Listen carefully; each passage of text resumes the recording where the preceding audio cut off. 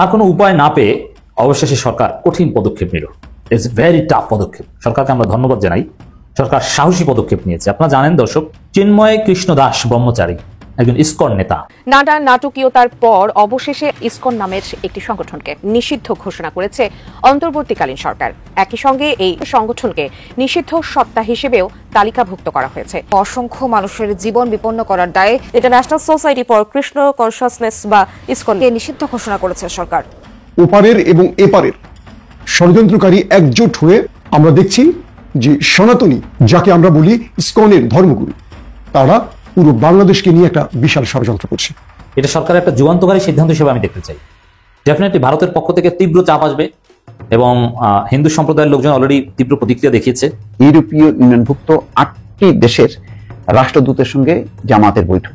এই হিন্দু সম্প্রদায়ের লোকজন তারা প্রায় 50টা গাড়ি ভাঙচুর করে, এবং এতে সবচেয়ে যে ন্যাক্কারজনক ঘটনা সেটা হচ্ছে যে রাষ্ট্রপক্ষের একজন আইনজীবী, তাকে মৃত অবস্থায় হসপিটালে আনা হয় এবং তার শরীরে অসংখ্য আঘাতের চিহ্ন, এবং অভিযোগের তীর হচ্ছে চিন্ময় দাসের অনুসারীদের বিরুদ্ধে। এটা খুবই গুরুত্বপূর্ণ। কেন এই বৈঠক? এর একটি রাজনৈতিক কার্যকারণ আছে। এই সময় তো জামাতের সাথে বৈঠক করার কথা না, জামাত তো কোনো ক্ষমতাই নেই বা জামাতের কেউ মন্ত্রী নেই। আসসালামু আলাইকুম দর্শক, বর্তমান সময়ের রাজনৈতিক পরিস্থিতি বা প্রেক্ষাপটকে বিশ্লেষণ করে আপনাদের সামনে বেশ কিছু গুরুত্বপূর্ণ ভিডিও ফুটেজ নিয়ে হাজির হয়েছি। এমনকি দর্শক, আমি আশা করছি আপনারা সেটা ভিডিও শুরুটা দেখেই বুঝতে পেরেছেন। তাই বলবো দর্শক, যারা নিউজটি অন করেছেন তারা অবশ্যই নিউজটি না টেনে সম্পূর্ণ মনোযোগ সহকারে দেখবেন, তাহলে এই মূল বিষয়গুলো বা আসল রহস্যগুলো জানতে বা বুঝতে পারবেন। তো প্রিয় দর্শক, আমি আর বেশি কথা বাড়াবো না। আমি ভিডিও শুরুতে আপনাদের যে ভিডিওগুলোর অংশ বিশেষ দেখিয়ে শুরু করেছিলাম, সেই ভিডিওগুলোর বিস্তারিত আলোচনা দেখাবো।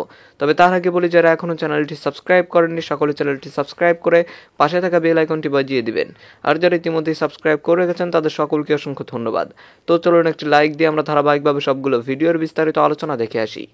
গতকাল থেকে আজকে পর্যন্ত আমরা যে দৃশ্যগুলো দেখছি, কার্যত ওপারের এবং এপারের ষড়যন্ত্রকারী একজোট হয়ে আমরা দেখছি যে সনাতনী বা চিন্ময়, যাকে আমরা বলি ইসকনের ধর্মগুরু, তারা পুরো বাংলাদেশকে নিয়ে একটা বিশাল ষড়যন্ত্র করছে। খুব সহজ কথা বলে ফেললাম, ষড়যন্ত্র করছে। কি ষড়যন্ত্র করছে? চিন্ময় অপরাধী নাকি তাকে টার্গেট করছে ইউনুস সরকার? কোনটা? কি মনে হয় আপনার কাছে?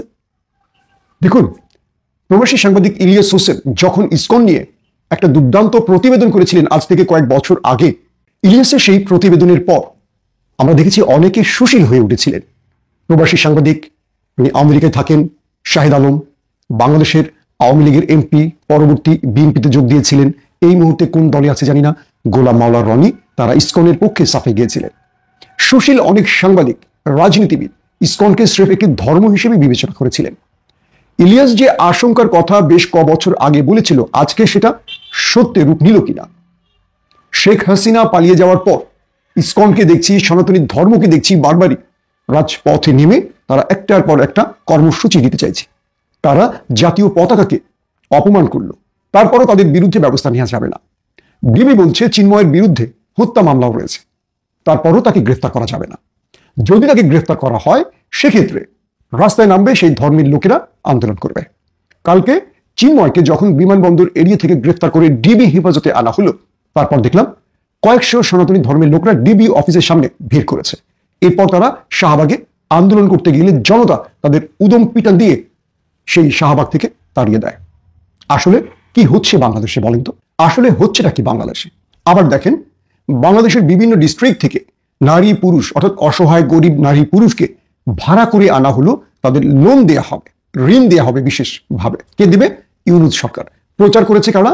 আওয়ামী লীগের বিশেষ লোকেরা। এদেরকে শাহবাগে এনে একটা বড় হট্টগোল পাকানোর পরিকল্পনা। দুটো বিষয় এখান থেকে ভাবে। এক, আওয়ামী লীগ তো সেই দল যারা 71-এ মুক্তিযুদ্ধের পক্ষে সর্বাধিক নেতৃত্ব দেওয়ার দাবি করে। বঙ্গবন্ধুকে দেশপ্রেমিকের তকমা দিতে তারা সর্বোচ্চ উপরে বসিয়ে 4,000 কোটি টাকা খরচ করেছিল কেবল তার মূর্তি বা তার ভাস্কর্য তৈরিতে। সে আওয়ামী লীগ কি করে রাষ্ট্রের বিরুদ্ধে এত বড় ষড়যন্ত্র করছে? যে আওয়ামী লীগ 15টা বছর বিএনপি জামায়াতকে ষড়যন্ত্রকারী সরকার ফেলে দেওয়ার জন্য এই ষড়যন্ত্র সেই ষড়যন্ত্র এত অভিযোগ দিল, আর পুলিশ বা র্যাবকে দিয়ে প্রতিটি পাড়ায় মহল্লায় বিরোধী মতকে দমন করলো, গ্রেফতার করলো। সেই আওয়ামী লীগ এখন কি করছে দেখেন। কখনো রিক্সা লীগ হয়ে তারা নেমে আসছে, কখনো হিন্দু লীগ হয়ে তারা নেমে আসছে, কখনো গার্মেন্টস লীগ হয়ে তারা নেমে আসছে। অর্থাৎ বিভিন্ন পরিচয়, বিভিন্ন আবরণে, বিভিন্ন মুখোশে তারা রাজপথে নামার চেষ্টা করছে। তাদের নেত্রী দেশ ছেড়ে চলে গেলেন, তাদের নেতারা সব ইঁদুরের গর্তে ঢুকলেন, আর ওপার থেকে তাদের নেত্রী ফোন দিয়ে মানুষকে রাস্তায় নামতে বলছে। আচ্ছা, যে মানুষগুলো রাস্তায় নামবেন, গ্রেফতার হবেন, মার খাবেন, সেই মানুষগুলোকে ফেলে তো তিনি চলে গেলেন এক নোটিশেই, কাউকে তো কিছু বলেও গেলেন না। বাংলাদেশের মানুষ এত বোকা কেন বলেন তো? বাংলাদেশের মানুষ এই রাজনীতি করে কি পেল? আপনারা কিছু পেয়েছেন? 15 বছরে আপনাদের ঘাড়ের উপর কত হাজার কোটি টাকার ঋণের বোঝা রেখে গেছে বলেন তো? আপনি আওয়ামী লীগ করেন, ভালো কথা, কি পেয়েছেন সেটা একবার বলেন, কি পেয়েছেন? হিন্দু সম্প্রদায়ের লোকজন তারা প্রায় 50টা গাড়ি ভাঙচুর করে, যদিও হিন্দু সম্প্রদায়ের লোকরা বলছে যে তাদের 4-5 জন লোক আহত হয়েছেন, এবং এতে সবচেয়ে যে ন্যাক্কারজনক ঘটনা সেটা হচ্ছে যে রাষ্ট্রপক্ষের একজন আইনজীবী, তাকে মৃত অবস্থায় হসপিটালে আনা হয় এবং তার শরীরে অসংখ্য আঘাতের চিহ্ন, এবং অভিযোগের তীর হচ্ছে চিন্ময় দাসের অনুসারীদের বিরুদ্ধে। আমি একটু পড়ে শোনাই। চট্টগ্রাম আদালত এলাকায় হামলা, রাষ্ট্রপক্ষের আইনজীবী নিহত। চট্টগ্রাম আদালত প্রাঙ্গণে বাংলাদেশ সনাতন জাগরণ মঞ্চের মুখপাত্র অধ্যক্ষ চিন্ময় কৃষ্ণ দাস ব্রহ্মচারীর সমর্থকদের হামলায় চট্টগ্রাম আদালতের সহকারী পাবলিক প্রসিকিউটর সাইফুল ইসলাম আলিফ নিহত হয়েছেন। সাইফুল ইসলাম আলিফ, তার ছবিটা আমি দেখাই। সাইফুল ইসলাম আলিফ, এই যে হচ্ছে তার ছবি। সাইফুল ইসলাম আলিফ, তিনি রাষ্ট্রপক্ষের আইনজীবী, চট্টগ্রাম আদালতের সহকারী পাবলিক প্রসিকিউটর তিনি ছিলেন। মঙ্গলবার বিকেলে চট্টগ্রাম মেডিকেল কলেজ হাসপাতাল কর্তৃপক্ষ তাকে মৃত ঘোষণা করে এই ঘটনায় আহত 7-8 জনকে আরও হাসপাতালে ভর্তি করা হয়েছে। ঘটনার সত্যতা নিশ্চিত করেছেন চট্টগ্রাম আদালতের সহকারী public prosecutor Mohammad advocate Enamul বলেন যে সাইফুল ইসলাম আন্তর্জাতিক ইসলামী বিশ্ববিদ্যালয়ের ছাত্র ছিলেন। তিনি 2018 সালে জেলা আইনজীবী সমিতির সদস্য হন এবং পরে তিনি হাইকোর্টের আইনজীবী হিসাবেও নিবন্ধন পান। অ্যাডভোকেট মুক্তার উদ্দিন সাগর নামে এক আইনজীবী জানান যে আমার চোখের সামনেই অ্যাডভোকেট সাইফুল ইসলাম আলিফকে কোপানো হয়েছে। চট্টগ্রাম মেডিকেল কলেজ হাসপাতালের নতুন পরিচালক ব্রিগেডিয়ার জেনারেল মোহাম্মদ তাসলিমউদ্দিন বলেন যে চট্টগ্রাম আদালতে সংঘর্ষের ঘটনায় 7-8 জনকে হসপিটালে ভর্তি করা হয়, তার মধ্যে একজনকে মৃত ঘোষণা করা হয়েছে। দর্শক, এটা খুবই দুঃখজনক, এবং একজন বলেছেন যে তার চোখের সামনে ঘটনা ঘটেছে যে চিন্ময় দাসের অনুসারীরা এই আইনজীবীকে ধারালো অস্ত্র দিয়ে করে মেরে ফেলা হয়েছে। এখন পরিস্থিতি খুবই জটিল হয়েছে, জটিল থেকে জটিলতর।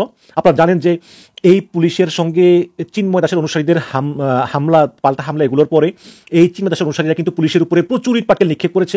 পুলিশও সাউন্ড গ্রেনেড মেরেছে এবং পুলিশ লাঠিপেটা করে দূরে তাড়িয়ে দিয়েছে।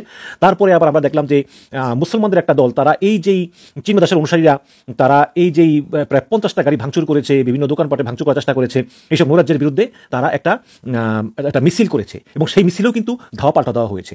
এখন অবশ্যই যারা এই রাষ্ট্রপক্ষের আইনজীবী হত্যার সঙ্গে জড়িত তাদের অবশ্যই শাস্তির ব্যবস্থা করতে হবে এবং সিসি ক্যামেরা প্রত্যক্ষদর্শীদেরকে দিয়ে তাদেরকে দ্রুত গ্রেপ্তারের ব্যবস্থা করতে হবে। বাট এই মুহূর্তে যেটা সবচেয়ে জরুরি হচ্ছে যে চট্টগ্রামে এই হিন্দু মুসলিমের যেটা দাঙ্গা বাজার পরিস্থিতি তৈরি হয়েছে, সেই পরিস্থিতির জন্য কে দায়ী সেটা নিয়ে ডিবেট হতেই পারে। যে এটা কিন্তু শুরু করেছে কিন্তু চিন্ময় দাসের অনুসারীরা। এখানে তো আর হাসিনা শাসন নাই, এটা তো আইনের শাসন। চিন্ময় দাসের অনুসারীরা তারা শান্তিপূর্ণভাবে প্রতিবাদ করতে পারতো, মিছিল করতে পারতো, সমাবেশ করতে পারতো, সেটা না করে তারা আদালতে যে ধ্বংসাত্মক কাজে লিপ্ত হয়েছে সেটা অবশ্যই অপরাধ, কোনো সন্দেহ নেই, এবং পুলিশ সেটা দমন করেছে। কিন্তু এখন আমি মনে করি যে ফার্দার যাতে হিন্দু মুসলিম কোনো সংঘাত না হয়, কারণ দুই পক্ষই কিন্তু অনেক উত্তপ্ত, এবং বিশেষ করে আগে থেকে উত্তপ্ত ছিল, কিন্তু এই রাষ্ট্রপক্ষের আইনজীবী নিহত হওয়ার ঘটনায় এবং তার শরীরে অসংখ্য আঘাতের চিহ্ন, কোনো সন্দেহ নেই তাকে হত্যা করা হয়েছে। তিনি একজন তরুণ আইনজীবী, বয়স কত 26, 27 বা 30 এরকম হতে পারে। তো আমি মনে করি এখনই ওই চট্টগ্রাম অঞ্চলে 144 ধারা জারি করা উচিত অনির্দিষ্টকালের জন্য, পরিস্থিতি শান্ত রাখার জন্য, যাতে এক ধরনের দাঙ্গা বেঁধে না যায়। আমি পরে সবাইকে সাবধান করে দিচ্ছি এবং আমি আহ্বান জানাচ্ছি হিন্দু সম্প্রদায়, মুসলিম সম্প্রদায়, সবাইকেই, এই দেশ কিন্তু আপনার আমার সকলের, দেশকে এভাবে বিপদে ঠেলে দেবে না। সবাই শান্ত থাকুন, সরকারকে সরকারের কাজ করতে দিন। দেশের ভেতরে যে আলোচনা তার চেয়ে বেশি সমালোচনা, যে সরকার অ্যাক্টিভলি কাজ করছে না। এই সমালোচনাটা হওয়ার একটা বড় কারণ, যেমন ধরেন সরকারের পক্ষ থেকে যে কাজগুলো মানুষকে আরেকটু বড়ভাবে জানানো দরকার ছিল। যদি একটু উদাহরণ দিই, বাংলাদেশ ব্যাংকের আগে যে গভর্নর ছিল রৌফ সাহেব, সাবেক আমলা, রৌফ যখন বাংলাদেশ ব্যাংকের গভর্নর, তখন সে টাকা ছাপিয়ে ফ্যাসিস্ট শেখ হাসিনা সরকারকে দিত, যাতে তারা এই টাকাটা জালিয়াতি করে ব্যাংক থেকে নিয়ে পাচার করতে পারে। কমপক্ষে 60,000 কোটি টাকা সে ছাপিয়ে দিয়েছে শেষ দিকটাতে। আরো বহু রকমের অপকর্মতা আছে।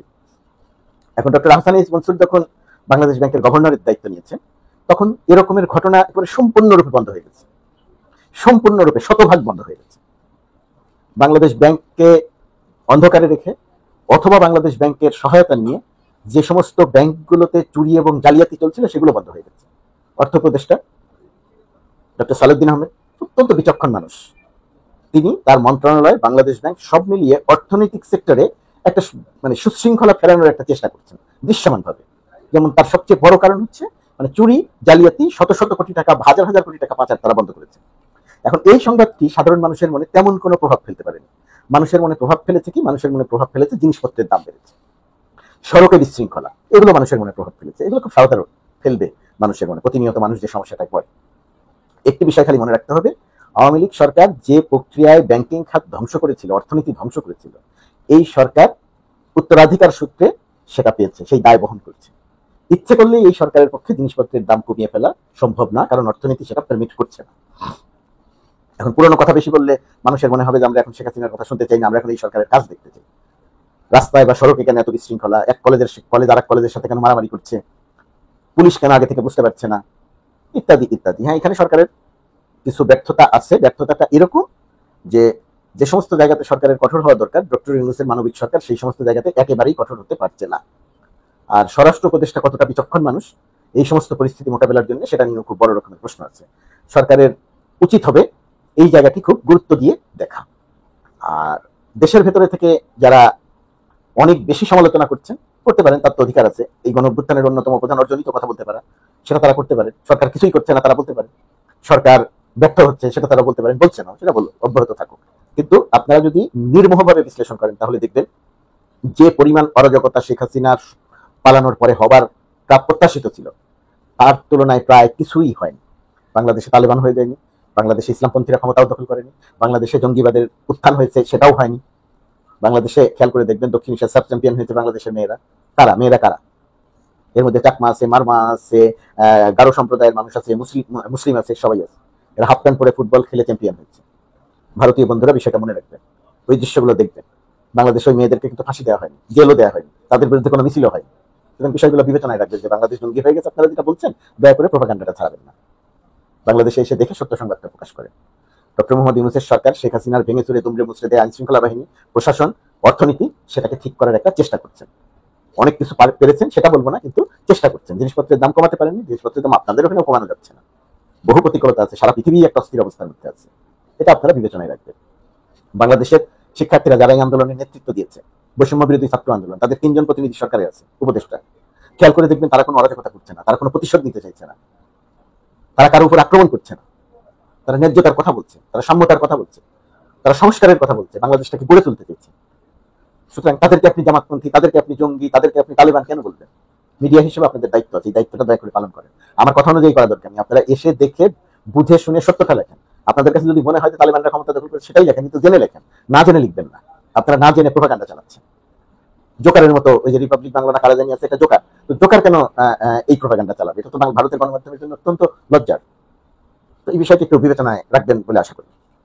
তো আঞ্চলিক পর্যায়ের এই ভারতীয় গণমাধ্যমের প্রোপাগান্ডাটা বাংলাদেশের স্বার্থ পরিপন্থী এবং বাংলাদেশের জন্য ক্ষতিকর। মার্কিন যুক্তরাষ্ট্রে যারা বাংলাদেশ বিরোধী প্রোপাগান্ডা চালাচ্ছেন, তারাও সত্যটা জেনে বুঝে তাদের চালানো দরকার। আর বাংলাদেশ সরকারের দুর্বলতা হচ্ছে আমাদের দূতাবাস, বাংলাদেশের যে বাংলাদেশি আমেরিকান কমিউনিটি যারা আছে, দলমত নির্বিশেষে, মার্কিন যুক্তরাষ্ট্রের মেইন স্ট্রিমে যারা আছে, তাদেরকে সক্রিয় করে কাজ করার সময় এসেছে। সত্যটা জানানো দরকার ট্রাম্প প্রশাসনকে। সেটা, সেই জায়গাটাতে হয়তো বাংলাদেশের দুর্বলতা আছে, কিন্তু যারা বাংলাদেশ বিরোধী প্রোপাগান্ডা চালাচ্ছে, তারা অসত্যের উপরে দাঁড়িয়ে প্রোপাগান্ডা চালাচ্ছে। সরকার হয়তো সেই জায়গাতে সরকারের 2-1টি কর্মকাণ্ড কিছুটা সহায়তা করছে। দর্শক, আমি আশা করছি আপনারা সকলেই অত্যন্ত মনোযোগ সহকারে সবগুলো ভিডিও দেখেছেন। এমনকি দর্শক, যদি এই ভিডিওগুলো সম্পর্কে আপনাদের কোনো মতামত থেকে থাকে, তাহলে তো অবশ্যই জানাবেন। দর্শক, নিউজটি শেষ করছি এখানেই, ফিরছি পরবর্তী নিউজে নতুন কোনো টপিকে। আল্লাহ হাফেজ।